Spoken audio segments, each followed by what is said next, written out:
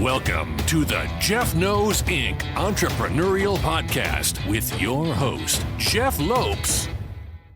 Jeff has over 2 decades experience as a serial entrepreneur, building brands like Kimura from his home basement to a multi-million-dollar global brand that has sold over 250,000 pairs of boxing gloves. Jeff's here to educate, guide, and drive you on the process of bringing your ideas and dreams to reality with the inspiring stories from some of the top business minds. Welcome to the Jeff Knows Inc. podcast. I'm your host, Jeff Lopes.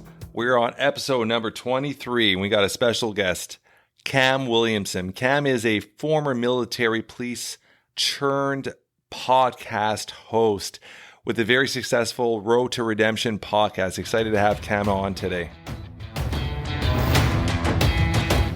We are live. Our guest today is Cam Williamson. Cam, say hello to our audience.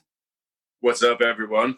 Cam is a military vet, now hosting Road to Redemption podcast. Amazing story. We're going to get to know Cam a little bit more today and hear his story and how he's ventured into being an entrepreneur and what his mindset is with entrepreneurialism and everything about that. So let's get going, Cam. Get the audience to know who you are now and what you're currently doing. Yeah, so like you said, my name's Cam Williamson. I really appreciate you having me on, Jeff. It means a lot. And I'm a simple guy. I'm a guy who came off a deployment in 2016, struggled a lot, had severe alcohol dependency. I've been 4 years sober, but that was after my third DUI and third jail stint for it. I was facing 7 to 10 years in prison. 4 years. That's congratulations on that, first off, buddy. Thank you. I appreciate that. Yeah, I was looking at 7 to 10 years in prison, and I had really just started to rebuild my life after a divorce and a lot of things falling apart after a deployment. Started to kind of get my shit together. Yeah. And a part of that was finding myself. I went through a veterans treatment court program that saved my life, literally saved my life. And it forced me to find hobbies and find myself again. And through that, I found content creation and everything you guys can see now on my Instagram page, my YouTube channel, everything that I'm making. Cam's got such an amazing storyline, so I'm going to dive into different parts of it and let Cam go through it. Cam, let's talk about your experience or your experiences in the military. Let's go through that part first. Yeah. So, I mean, I originally, a lot of people will find this interesting. I joined in 2010, right? How old were you? When I joined, I was 18, right? Okay. So had dropped out of high school already, and I was living on my own. And there's a whole story in that. I had a child that I thought was mine and was taken away and moved to Germany, got hooked on drugs and drinking, and my life completely fell apart. And my mom told me, hey, you have 2 choices, homeless, or I got a National Guard recruiter that's willing to talk to you, and I'll front your bills while you're gone. So I took that option, obviously. They had to clear my urine and everything to get me in and clean me up, and that's why I joined the Army. And I joined actually not as a military police officer, but I joined as a 13 Tango, which is a field artillery meteorologist and field surveyor, which doesn't exist anymore because it's a computer can do that.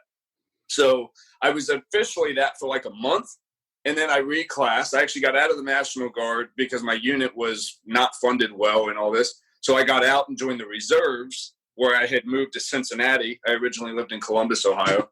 Joined a reserve unit as an MP, reclassed as an MP, and then years later in 2015, I deployed to Guantanamo Bay. And how long were you in there for? I was there, altogether, the deployment was a year. We were on island for 9 months. With your military experience, what did you take from it? Like, did it change you as a person? Did it force you to grow up? It did a lot. So if people go and look at my content now, right, you'll see that a lot of the things I talk about with military and my military experience, a lot of it is negative because I talk about the mental health aspects and the things that can cause that. I'm very grateful for my military time. It taught me, I grew up a lot without the role of a man to show me what a real man is. So I had to learn some of that in the Army. Like, I had no idea how to shave. If you guys can see my beard, I've had a full beard since I was like 12. Didn't know how to shave because I had people like my grandfather, and my dad was around sometimes, but nobody ever said, hey, man, this is how you do it. So when I went to basic training, I'm getting screamed at for 3 weeks, and I'm finally was like, hey, man, I don't know how to do this shit. Like, somebody's got to show me how to do this. And then a drill sergeant kept it real, and he was like, he screamed at me in front of everybody. He was like, now come here. And he pulled me in the bathroom. He was like, hey, man, look, you got to be careful because you got thick hair. And he showed me, he treated me like a person, and that was game changing to me. That's a fatherly role. So stuff like that and good NCOs in the military, it forms you for sure. Before we went live, you were talking a little bit about PTSD. Do you want to dive into that how has it affected you? Yeah, I mean, mine's unique, man. It's all PTSD is unique. Let me explain that. So, when people think PTSD, they immediately think combat zone. I was never in a combat zone. Guantanamo Bay, according to the VA, is like the number 2 or maybe number 3 highest ranked place for PTSD. And it has nothing to do with bombs exploding or gunfire or anything like that. A lot of it is isolation. A lot of PTSD, post-traumatic stress disorder, is you sitting in a situation so hyper-vigilant, waiting for something to pop off, whether it be for 16 hours straight, 8 hours straight in the shift, or 9 to 12 months straight, and you never really turn that off. So when you come home and then you're asked to sit in a 9 to 5 cubicle, and now you're going, man, this is fucking we're not doing nothing. Why am I just sitting here? You see where that becomes a problem, right? Your mind keeps and then on top of that, day. And then just the constant, man, what the fuck is your problem? What? It's a tension of sorts. Now, for me, I was in corrections, right? Yeah. Now, Lord knows we're having plenty of conversations in the world about law enforcement and aggression and things like that. It is that mentality of I have to be ready to hold my own against somebody else, even though they may not be doing anything right now and they may never do anything. But to be locked into that mentality, that costs something, that costs something. How is your mindset we talked about this too, is what's the support of it in the US right now? The support of PTSD? Yeah. I mean, man, it's one of those things where every company that can put 22 a day on a shirt will, because it makes money, and yeah, it does good. And it looks good on the side of a campaign poster to say 10% of proceeds are donated to whoever and whatever. The issue is not with the civilian community. They're going to do what they're going to do, right? Everyone's going to celebrate on the 4th of July, and everyone remembers on 9/11. But on May 10th, when your buddy is sitting there by himself, drinking his ass off, he's doing it. He's wearing a shirt that says, fuck feelings, drink whiskey, whatever, and nobody says nothing about all that. That's where I have a problem. So it's always been my goal, right? And I started off real rough, right? I think like a lot of people, when you're passionate about stuff, you kind of come on too strong. And I used to come at people like Black Rifle Coffee and the Grunt Styles of the world and be like, man, you're portraying a false thing of what, we're not always like that.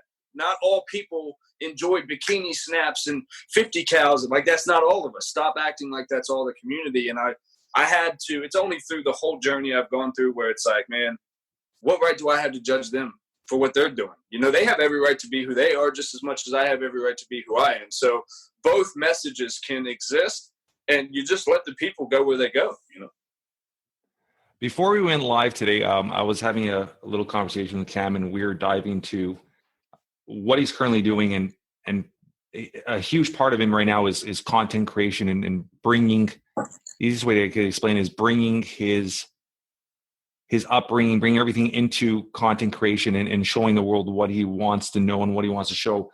Let's dive into your content creation, what you're doing right now with the cooking show, with Road to Redemption. Let's go through that, and we'll dive more into Road to Redemption, which is a huge part of who you are, and that's something I want to get into today. Yeah, the cooking show, man, that's my passion. So like I said, I didn't grow up. This is going to be hard for a lot of people to hear, especially my family that listens to this. But like, I didn't grow up with a solid male role model who was there all the time to teach you the ins and outs. So, but one thing I do always remember about my dad is he loves cooking. And he's a great cook. Like from A1 to day one, that man can cook for real. Now, he got the skills to impress women and all this stuff, but skills, get them where you got them, he's got them. So I was always watching my dad when I was with him fillet up these steaks like I would see on TV. And my dad always had the nicest steak knives and the cutting boards. He made it a presentation when my dad would cook. And for me, as a young man thinking, what do men do? As much as I took the bad traits of some of the things I saw, I took the good ones. And one thing I still take a lot of pride in is I like to make a nice presented meal for my wife, So because of that, with the quarantine happened, I had more time. The passion for the content creation was growing. I had just recently actually gone through something with my pops, so he was fresh in my mind. And I told my wife, I said, man, let's do this thing. I said, we're not doing nothing. We're sitting here watching Netflix. We're watching cooking shows. I've been watching these things forever. I said, let's just make one. And we made one. It caught on. People really enjoyed it. And then they started asking for different recipes. And I just kept taking inspiration from different channels. And yeah, I've kind of made it my own. I've taken my flaws, which is my temper, and now that's kind of what makes the show. Like on the last episode, I fought with a food processor for, I think, like a minute and a half. That's awesome. Like cussing at it, just going nuts. So you guys get to see what it's like to deal with me sometimes. With Road to Redemption, when did it start, and has it evolved, or has it always been where you thought it would be? What I mean by that is, I know you do MMA content. We're going to dive into that, which is kind of how I found you. But MMA content, is it every day what's happening in the real world? Like, what's the whole purpose of Road to Redemption? How did it start, and how has it evolved? See, man, it's so crazy because even like when people say the words Road to Redemption, like I start to dwell up. They're very powerful for some words. reason. Yeah, it's for me, it encompasses me. And like, it's everything that I've ever been, and it's everything I am now, and it's everything I'm gonna be, all in one show. It's telling you all of my life's fuck ups, situation by situation. Hey, this is what I did. Recently on Joe Rogan, Kevin Hart and Joe Rogan were talking about it, and Kevin Hart was saying like that's his goal as well. Is in every single stand-up special he's ever had is like laugh at my pain. I fucked up again, or whatever he called his last special. It's always about making fun of himself. And I think I connect, and I always have connected with stand-up comedians for their self-deprivation and their, making light of pain in the world, right? And then people like Jim Carrey and Saturday Night Live came into my life, where their whole goal, and Robin Williams says it all the time, the saddest people who are hurting emotionally, they want to make other people laugh, and they want to be entertaining to others. So I've tried my best to keep the show positive, but when things get real and you talk about drug abuse and suicide and alcoholism and stuff like that, it gets real, but it mixes everything. I try stand-up comedy bits on my show if I'm in a good mood, but if I'm in a bad mood, you're going to hear about what triggered it, how I'm analyzing it, and how I'm trying to break it down to be better, so that way I don't continue it. And a lot of people would go, well, why do you put that on air? Well, it holds me accountable. Not just to me, but my kids can watch this in 10 years. That's why I started it, because I thought going through alcohol withdrawal, I was going to die. So I go, well, if I'm going to die, I would rather have my message on air, so that way my kids have a diary of the fact that I tried, And that's why I called it my Road to Redemption. It was my attempt. It was my attempt to redeem myself for my past mistakes, With Road to Redemption, where do you see it going in the next 2-3 years? So I'm glad you said that. I have learned to choose words carefully. So I try not to say want. I'm not one of those guys that goes like, you can't say want because then it doesn't happen. But because I am in such a space of my mental and where my mindset is and what I work on mentally is really the only thing I've got to focus on, and that is so important.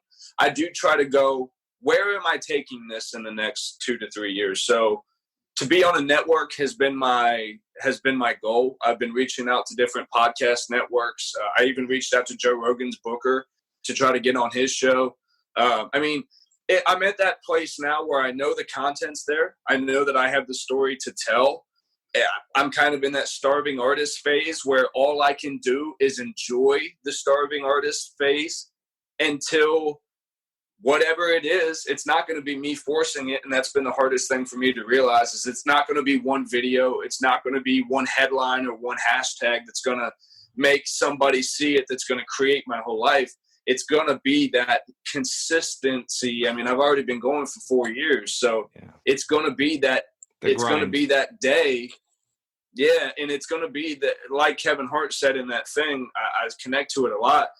If you get on something, like, I don't know what the analogy he used was, but I think he said like a cart or a roller coaster or something. He's like, if you get on and you don't know how to handle that motherfucker, you're going to crash it.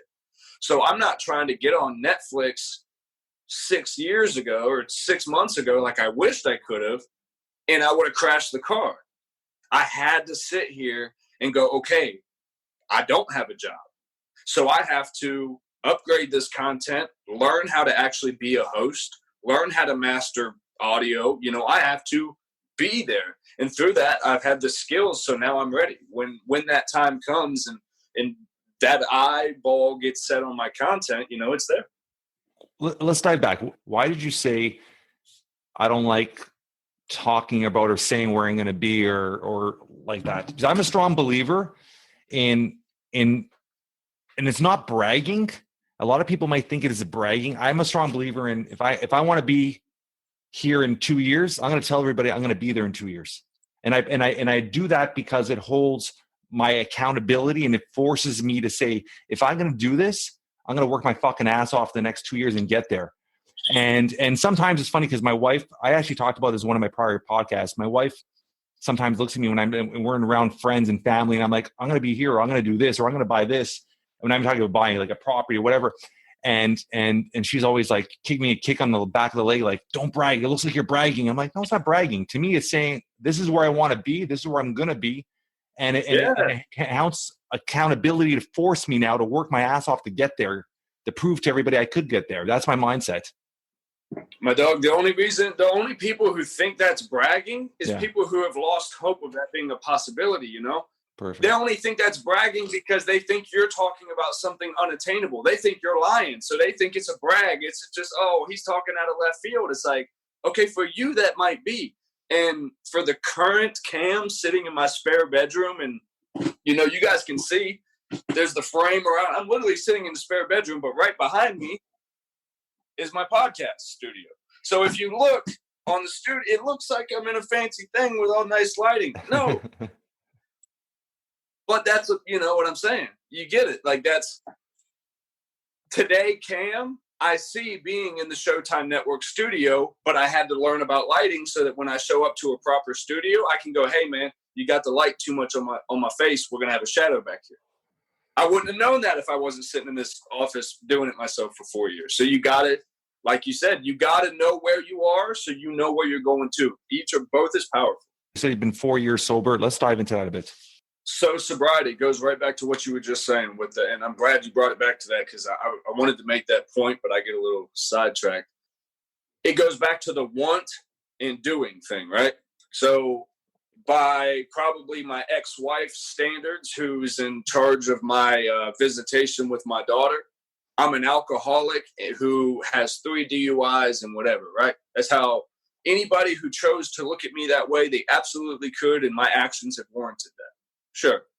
But October 15th, 2016, I sat in a jail cell looking at 7 to 10 years in prison. And I made the decision, right? After 5 years of having a wife beg me to fucking stop, mother begged me to stop, NCOs, Article 15s, all kinds of shit. I had fallen in love with a woman who I met, you know, who's now my wife. And I sat in a jail cell and realized I could leave this jail cell today. I had already found out I was getting out. They told me she was coming to get me. I was getting out. My first thought was, okay, cool, I can drink again. My next thought was, I can. I'm a human being. I have that right. You can chase me until my fucking wheels fall off. But I'm going to do it with a beer in my hand, right? I said, or I just don't do that anymore. You know? Yeah. I just don't. It's not that I don't want to. It's not that every single day I don't contemplate it. I just don't do that anymore. Me, I don't do that. So when people ask, oh, well, do you have an alcohol problem? I just don't. It's that moment when you just hit that light switch and you realize you make your own decision, right? Well, in that, right? And it's only in sobriety that I realize, holy fuck, I create my own future. Yeah. I was locked in a mindset from the age of 17 to 25 where I was like, life happens to me. You know, it takes an outside source to come in and offer me a job or give me money or, you know, offer me to create a show.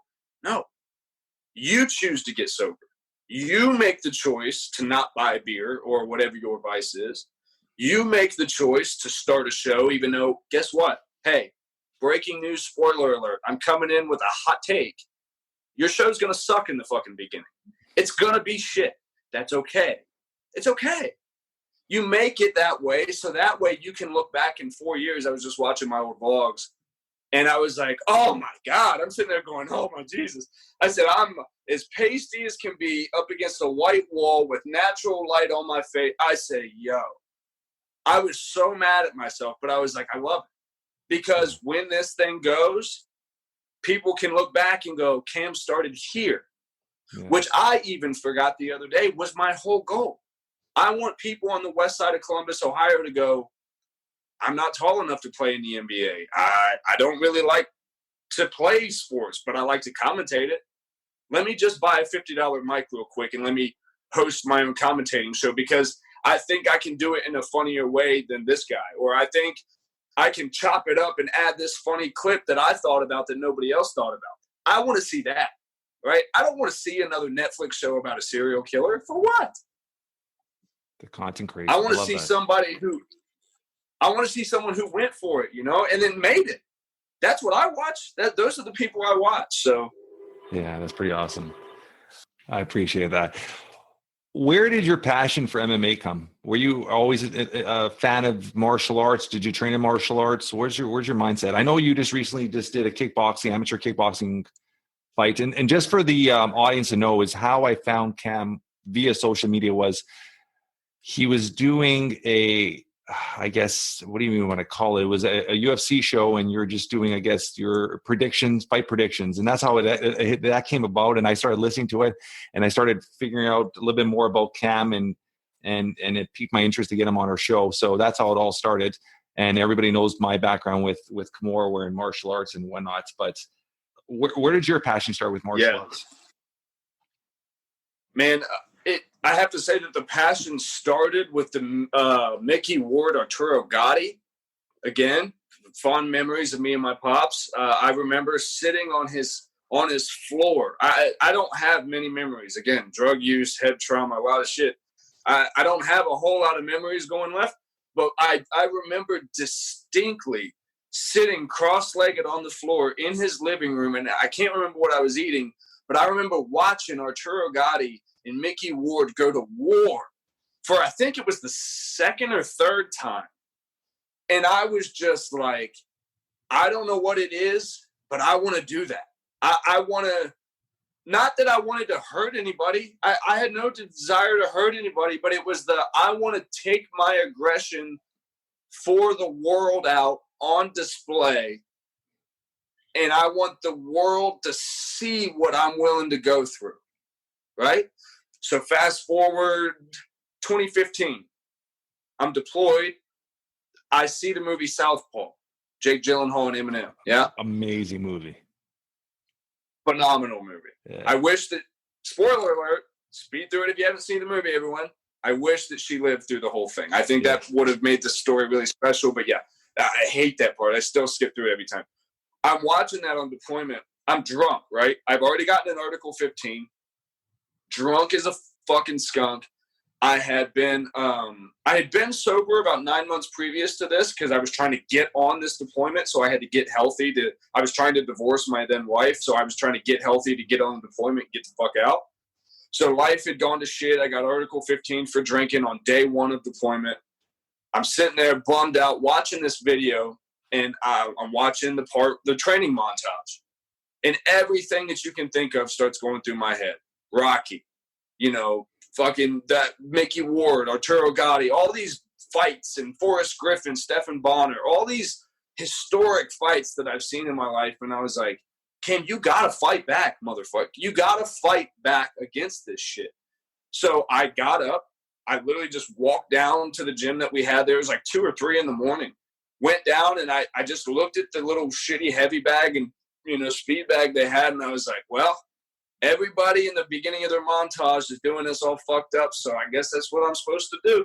And and everyone started clowning me for it. They were like, oh, look at Mr. MMA and Mr. UFC. Didn't do anything with it. Fast forward 3 years ago, I just got tired of lifting weights. I was doing the physique thing, and I have a friend that holds pads. She's my Muay Thai coach now, Jen. You guys can see her on all my stuff. She's real short. She's a cop here in town. But, yeah, she's my Muay Thai coach, and we started running pads. About a year into that, I asked her, I said, hey, man, what do you think? I got really deep into the UFC, and I was watching every single thing, and I knew all the fighters pretty much. And I was like, I think if I never step into the ring or octagon, I wanted it to be an octagon for some reason, even though I was doing kickboxing.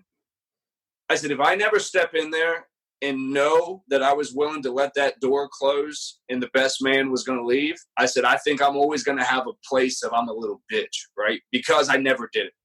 I wasn't in control of who matched it or, what the fight was going to be. I was willing to take it regardless. I said, but I've also, go back to content creation, I've spent a lot of money in this. Equipment is not cheap, as you know. It's not cheap. It gets beat up. And then to film that is a whole different thing. You got to be training while you're filming and editing when you should be resting. And it's this whole life. So I was like, if we've invested this much, I said, we got to go for it. So my entrepreneurial mind, I go, if I fight, I can get sponsors. Now I don't, my mind just works big scale. So I don't pay attention to the fact that most amateur fighters don't get sponsored and they don't do that. But me, I go, I'm going to create this channel. I'm going to hype it like they hype the UFC fights. And I don't know if you guys can see it. Yeah, I see your banner back there. There's my banner. And there's all my sponsors, And I decided that I was going to dedicate to become a fighter. So I stopped working. I stopped doing everything. The only work I did was personal training, and I trained at Title Boxing as an instructor, just so I was sharpening my skills and being in that space all the time. So that way when I left, I can say I really did it. I did the weight cut. I did everything. I dropped 17 pounds in 2 days. And it was like, yeah, so I did everything. I did everything that the art asked me to do. I went in, I won my fight via body kick.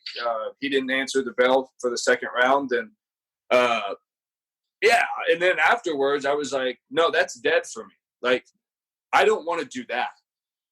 I liked it, but I didn't like hurting another person, and I have no desire. And people don't realize how much work goes into being an athlete of that level, right? It's just people look at it and they watch a UFC fight and they don't realize that guy's trained for the last 4 months, 2 times a day, weight cuts, diet, the amount of money they spend on nutrition, on trainers, on dietitians, and all that. And reality, these guys none of them are really making money until you're the top 5 in the world.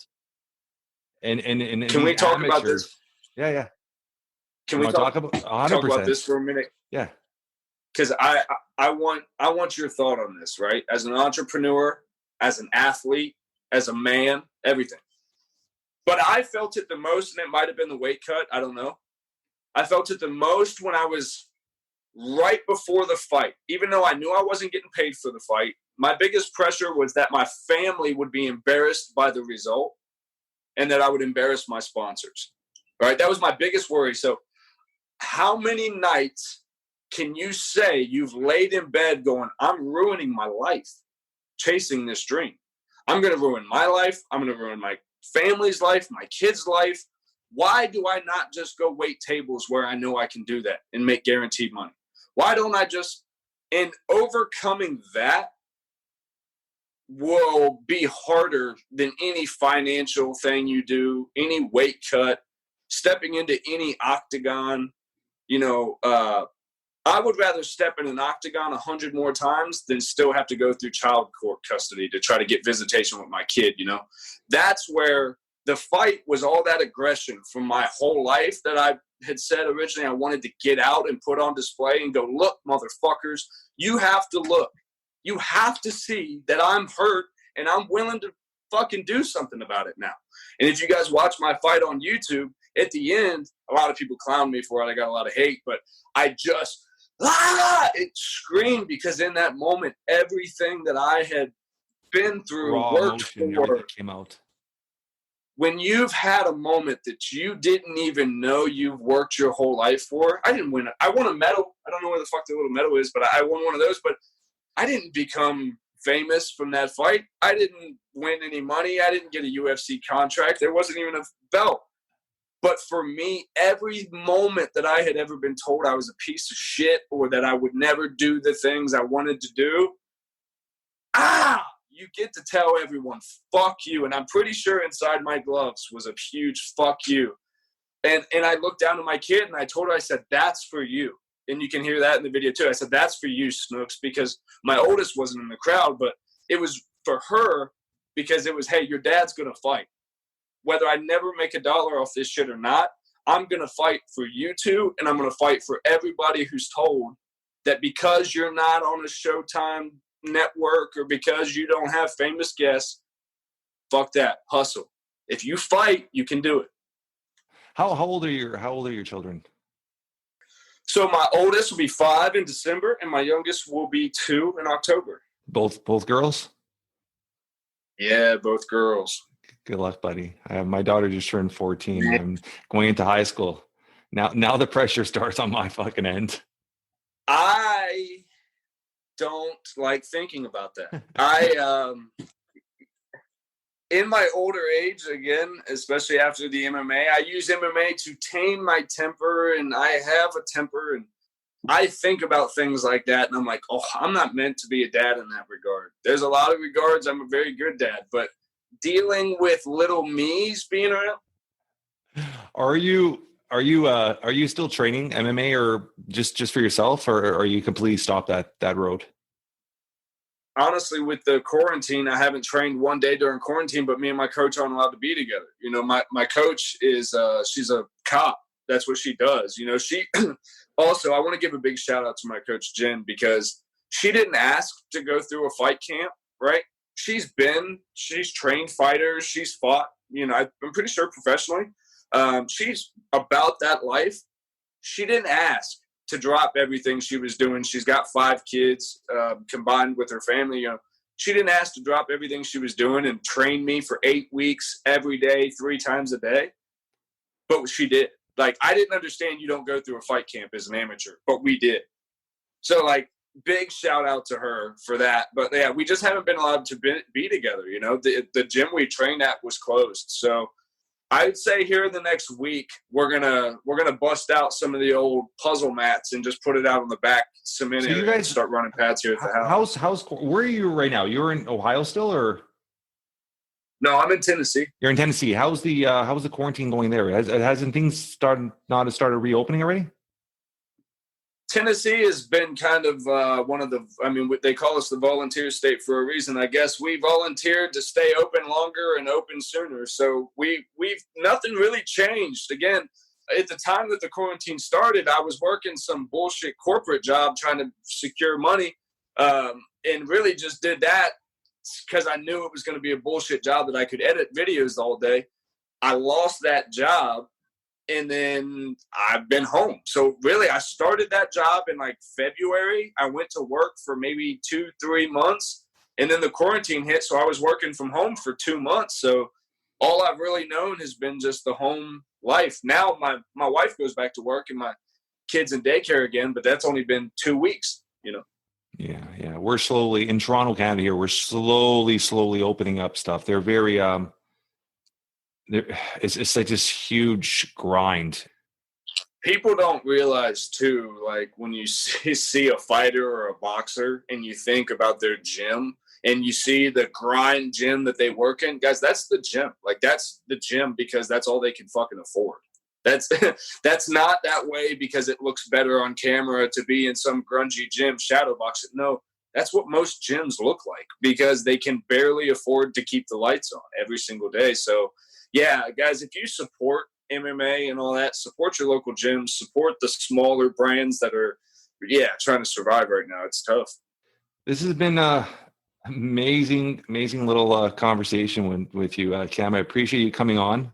Love getting to know you. I'm sure I'm going to have you on more than once. This is going to be something we'll keep on an ongoing flow here. Is there anything I'm going to leave on the show notes? How to get a hold of Cam? I'm going to send a link to his fight. Links to his Road to Redemption, his channels, all that stuff like that, so you guys get to know him and get to follow him and all that and see his journey and see him progress, and hopefully in the very, very near future get on some network channel and we could be like, hey, we had him on the Jeff Knows Inc. show before that all kicked off. Which is pretty amazing. I appreciate you guys. Thank you. That's a wrap for today. I just want to thank Cam for being an amazing guest. Like all weeks, if you enjoyed the show, tell your friends, tell your family. We're trying to build something special here. Hit the subscribe button. Give us a rating. 5 stars will be absolutely amazing. Until next week, always move forward.